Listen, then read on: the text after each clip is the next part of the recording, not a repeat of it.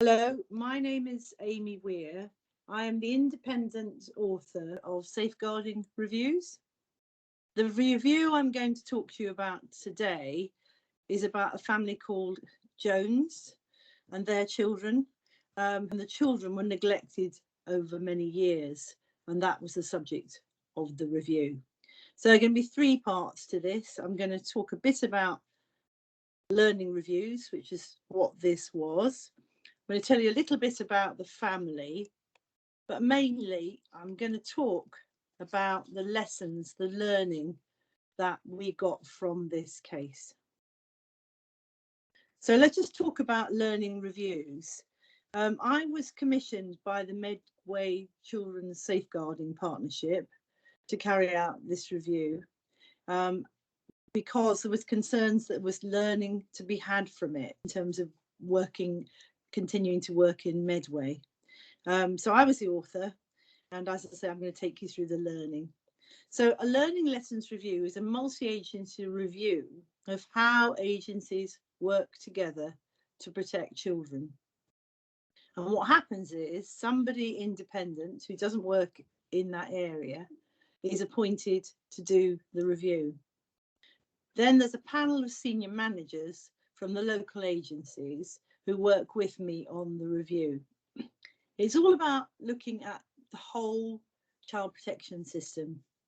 It's not about looking at individual blame or practice, but it's aiming to find learning and to be able to, from that, to make changes to improve practice. So that's what a learning lessons review is, and that's what I carried out here.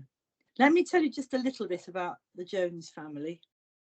Now, I'm just going to give you a little bit of information about the Jones family. There are 6 children in the family. There were concerns about the care being provided to the children over many years. There were concerns at the schools about whether the children's needs were being fully met, and also it was seen that the home living conditions were very poor. The parents had very many problems. There was domestic abuse between them. There was evidence of substance abuse, and they did not always work cooperatively with professionals who were trying to help. They did not take advice and did not really welcome the support being offered to the family. They also made it difficult for most of the children to share what their experience was at home. So this review of practice has considered the involvement with the Jones family since 2007. These concerns about the family went on for many years. As you can see, we looked at a very long period from 2007 to March 2023 because it was a very long-standing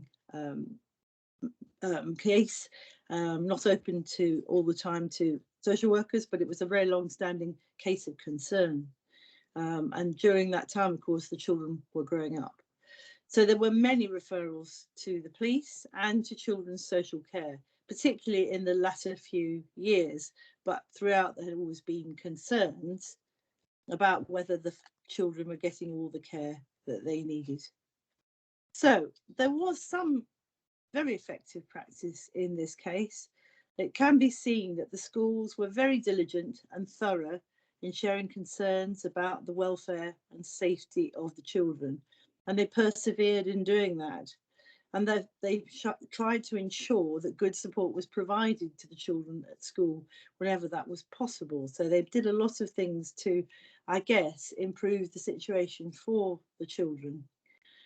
However, as you will have gathered from what I said earlier, this went on for a very long time. So even when there was intervention, or when agencies got involved with the family, and there were some measurable improvements, but that intervention was not really sustained. It didn't keep going. It would tend to stop and then start again when there was another crisis. And also, really, when there were improvements and the parents were more cooperative, wasn't really improvement that lasted from the children's point of view. The parents could be very uncooperative, and that made it very difficult for agencies and professionals to work with them. And they could even be quite aggressive and threatening at times. They didn't really accept the impact of what they were doing at home or how the house was on the children. And that was difficult for agencies to manage, especially when sometimes they wouldn't let professionals go into the home to see what was happening. There were at times, it has to be said, improvements made by the parents in the physical state of the home and the living conditions, but the records do show this was not sustained over time. It didn't really last. It would fall apart quite quickly. And any engagement was seen by professionals as a bit of a breakthrough, because it was just, really nice to see that they were doing something. However, as a result of that, probably too much importance was placed on these small material changes to the house, whereas probably the parenting continued to be pretty difficult. So the children were spoken to, which is a really good thing in cases. However, it's not really clear how it was possible to see the children without the parents being there a lot of the time. And a lot of emphasis was putting on the children stating their views. And particularly as they got older, this became harder and harder.